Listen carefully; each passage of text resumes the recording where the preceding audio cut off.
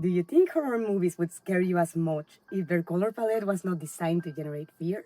In this genre, the predominant emotions in the audience should be more on the negative side, including fear, anxiety, impotence, and uncertainty, among many others. And although colors by themselves would not make up for bad actings or a poorly written screenplay, same way, if not chosen carefully, colors can screw up a great job in acting, in screenplay writing, in art department, and everything else, because it can very well contradict the intended message that the audience receives. If we think of movies like The Blair Witch Project, Friday the 13th, Suspiria, where the main trigger for scaring the audience is the fear of the unknown, a color palette reaching black, gray, dark blue, purple, and colors associated to the ominous and to the mysterious are going to be almost vital to keep the feelings of uncertainty in the audience. But you will not always use the same colors on all the villains, because this will not only depend on the character psychology, but also on their physical nature.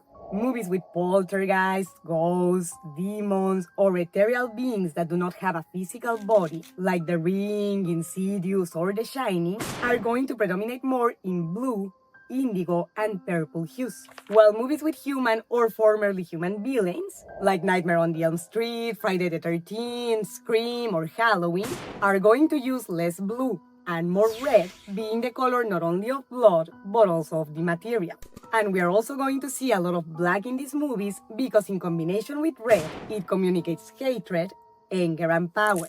Or in certain contexts, like with Freddy Krueger, for example, even sexuality. And in the movies with villains that can be redeemed if they make the choices that allow it, we are going to see colors that are unusual for this genre. In Suspiria, for example, although the character of Helena Marcos does not really redeem herself because she manipulates Susie to use her as a vessel, the brown tones in her outfit show that, despite having a corrupted nature, she cannot help to feel a certain affection and therefore compassion towards her student, which in the end causes Susie to forgive her and the rest of the witches of the coven, and freeing their souls when she takes her place as the leader.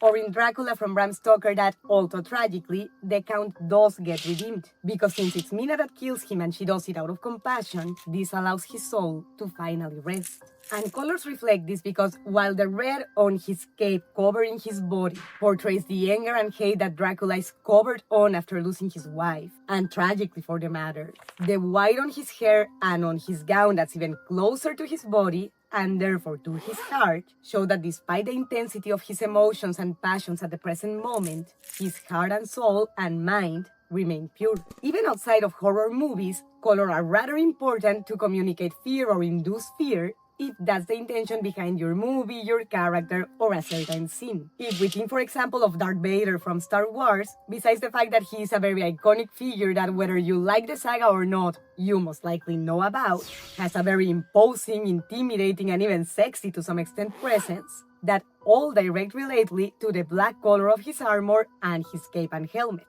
But now imagine what would happen if we switch the black solid color to pastel pink.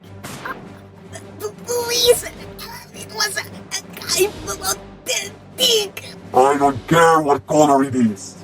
Oh, no! I'm pathetic! It's not a color! It's an imaginary situation!